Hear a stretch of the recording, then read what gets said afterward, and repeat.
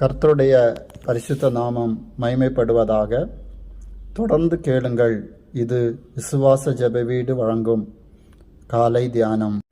அநேகர் கடவுளின் வார்த்தையை கேட்டு அதன்படி செய்வதற்கு மனமில்லாமல் வாழ்கிறார்கள்.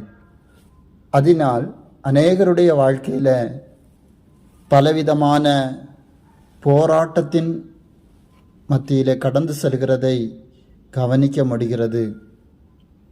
தேவன் ஒரு மனிதனை தனக்கு வேண்டும் என்று சொல்லி அவர் விரும்பினால் அதற்காக எவ்வளவு கிரயம் செலுத்தியும் அவனை தன் பக்கமாய் அவர் கொண்டு வர அவர் போதுமான தேவனாய் காணப்படுகிறார். இன்றைக்கு அநேகர் ஆண்டவர் தன்னை அழைக்கும்போது ஆண்டவரை விட்டு தூரமாய் ஓடுகிற ஒரு அனுபவம் காணப்படுகிறது. அவர்கள் நினைக்கிறார்கள், நான் ஆண்டவரை விட்டு தூரமாய் போய் ஒழிந்து கொள்வேன், ஆண்டவர் என்னை பார்க்க மாட்டார் என்றெல்லாம் நினைக்கிறார்கள்.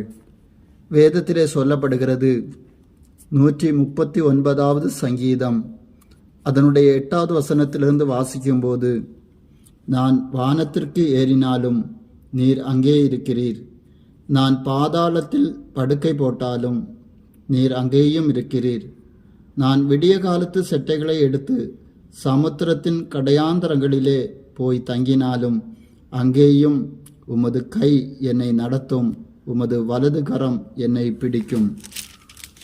ஆம் பிரியமான தேவ பிள்ளையே, வேதம் சொல்லுகிறது போல தேவனுடையதான சமூகத்தை விட்டு விலகி எங்கேயுமே நாம் ஓடி போக முடியாது. சமுத்திரத்தில் போய் நாம் தங்க நினைத்தாலும் வேதம் சொல்கிறது அங்கேயும் அவருடைய கரம் நம்மை பிடிக்கும். ஆண்டவருடையதான கண்களை மறைத்து இந்த உலகத்திலே நாம் எங்கேயுமே ஓடி போக முடியாது. யோனாவின் புஸ்தகத்தை நாம் வாசிக்கும்போது அங்கே ஆண்டவர் யோனாவை பார்த்து சொல்வார், நினிவேயிலே ஜனங்கள் பாவத்திற்கு அடிமையாகி வலது கைக்கும் இடது கைக்கும் வித்தியாசம் தெரியாமல் பாவம் செய்து வருகிறார்கள். அவரிடத்தில் போய் நான் சொல்லுகிறதை சொல் என்று. ஆனால் இந்த யோனாவோ ஆண்டவருடையதான வார்த்தைக்கு அவன் கீழ்ப்படியாதவனாக ஆண்டவர் சொன்ன இடத்திற்கு போகாதபடி அவன் வேறு ஒரு இடத்திற்கு ஓடி போகிறான். யோனாவின் புஸ்தகம் 1வது அதிகாரம் 3வது வசனம் சொல்லப்படுகிறது, அப்பொழுது யோனா கர்த்தருடைய சமூகத்தில் நின்று விலகி தர்சிசுக்கு ஓடி போகும்படி எழுந்து யோப்பாவுக்கு போய் தர்சிசுக்கு போகிற ஒரு கப்பலை கண்டு கூலி கொடுத்து தான் கர்த்தருடைய சமூகத்தில் நின்று விலகும்படி அவர்களோட தர்சிசுக்கு போக கப்பல் ஏறினான் என்று அங்கே வாசிக்கிறோம். பாருங்கள், இந்த சம்பவத்தை நீங்கள் சிந்தித்து பார்க்கும் பொழுது இந்த யோனா ஆண்டவருடைய வார்த்தை கேட்காமல் தர்சிசுக்கு போகும்படி அவன் கூலி கொடுத்து கடந்து போகிறான். போய் கப்பலிலே ஏறி கப்பலினுடையதான அடித்தட்டிலே போய் ஒளிந்து கொள்கிறான். கப்பல் சமுத்திரத்தினுடையதான நடு மையத்திலே போன பொழுது கப்பல் முன்பாக கடந்து போக முடியாத அளவுக்கு காற்றும் அலையும் வீச ஆரம்பித்தது. கப்பலில் இருந்த அனைவரும் அந்த கப்பலில் இருந்ததான பொருட்களை எல்லாம் எடுத்து கடலுக்குள்ளாக எறிந்தார்கள். எப்படியாவது கரை சேர்த்து விடலாம் என்று சொல்லி நினைத்தார்கள்.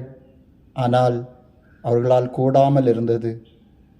கடைசியில் இது எப்படி வந்தது என்று சொல்லி, ஏன் இந்த பிரச்சனை என்றெல்லாம் சொல்லி அவர்கள் சிந்தித்து இது யார் நிமித்தம் இப்படி உருவானது என்பதை அறியும்படியாக சீட்டு போட்டு பார்த்தார்கள்.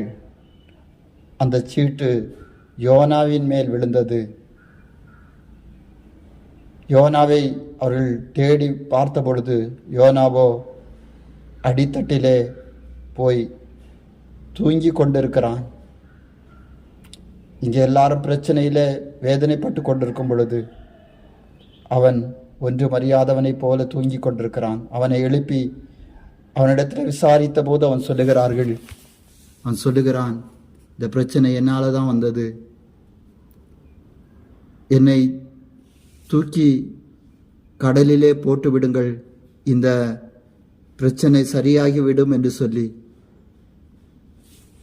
இவர்கள் என்னென்னமோ செய்து பார்க்கிறார்கள், முடியவில்லை. அதனுடைய 15வது வசனம் சொல்லப்படுகிறது, யோனாவை எடுத்து சமுத்திரத்திலே போட்டு விட்டார்கள், சமுத்திரம் தன் மும்முரத்தை விட்டு அமர்ந்தது என்று சொல்லப்படுகிறது. அப்பொழுது அந்த மனுஷர் கர்த்தருக்கு மிகவும் பயந்து கர்த்தருக்கு பலியிட்டு பொருத்தனைகளை பண்ணினார்கள். பாருங்கள் தேவப்பிள்ளையே, ஒரு மனிதன் ஆண்டவருடையதான வார்த்தையை கேட்காமல் அவன் ஆண்டவருடைய சமூகத்தை விட்டு ஓடினபடியினால் அந்த கப்பல் முழுவதும் வேதனைக்குள்ளாக மாறினது. ஒரு விசை இதை கேட்கிறதான தேவ பிள்ளையே, நீ யாராக இருந்தாலும் சிந்தித்து பார். உன்னுடைய குடும்பமாகிய அந்த கப்பல் சரியாக போக முடியாதபடிக்கு உன்னுடைய குடும்பத்துக்கு எதிராக அலைகளும் புயல்களும் அடித்து வேதனைப்படுத்துகிற ஒரு சூழ்நிலைமை வரும் பொழுது உன்னை நீனே ஆராய்ந்து பார். யோனாவை போல கடவுள் போக சொன்ன இடத்தை விட்டுவிட்டு, அவருடைய சமூகத்தை விட்டுவிட்டு நான் வேறெங்காவது ஓடிக்கொண்டிருக்கிறேனா? அது நிமித்தம்தான் எனக்கு இந்த பிரச்சனை ஏற்படுகிறதா என்று இந்த காலவேளையில் உன்னைத்தானே நீ நிதானித்து பார். ஏன் இந்த பிரச்சனையை நீ அனுபவிக்க வேண்டும்?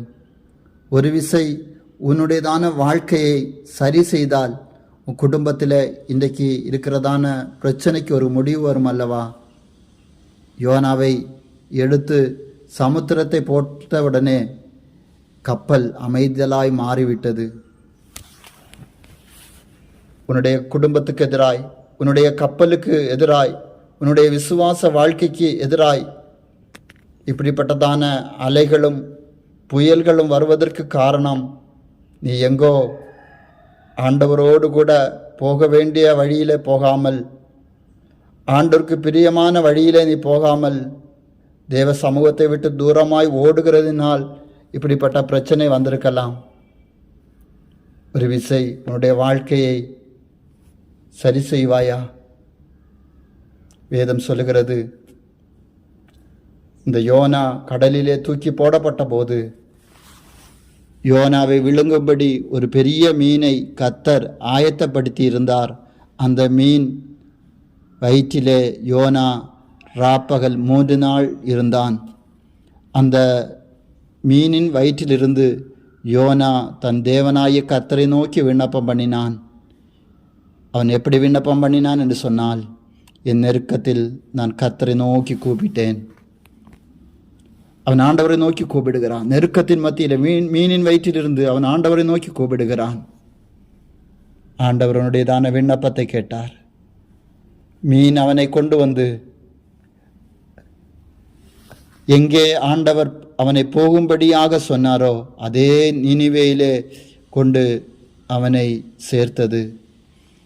அவன் அந்த நினிவேயிலே தேவனுடையதான வார்த்தையை பிரசங்கம் பண்ணினான். அந்த வார்த்தையை கேட்டதான நினிவே ஜனங்கள் தங்களுடையதான பாவங்களிலிருந்து விடுதலை பெறும்படியாக தேவ சமூகத்திலே கடந்து வந்தார்கள். ராஜா முதல் மிருக ஜீவன்கள் வரை எல்லாரும் ஆகாரம் புசிக்காமல் தண்ணீர் குடிக்காமல் தேவ சமூகத்தில் உபவாசமாயிருந்து வேண்டுதல் பண்ணினார்கள். தேவன் அந்த ஜனங்களை ரட்சித்தார். அவர்கள் பாவத்தை விட்டு மனம் திரும்பினார்கள். அந்த நினிவே ஜனங்கள் படிப்படியாக ஆசீர்வாதத்தை பெற்றுக்கொண்டார்கள். ஆம் பிரியமான தேவ பிள்ளையே, வேதம் சொல்லுகிறது, மனம் திரும்புகிற ஒரு பாவி நிமித்தம் பரலோக ராஜ்யம் பரலோக ராஜ்யம் சந்தோஷப்படும் என்று சொல்லி அங்கே சொல்லப்படுகிறது.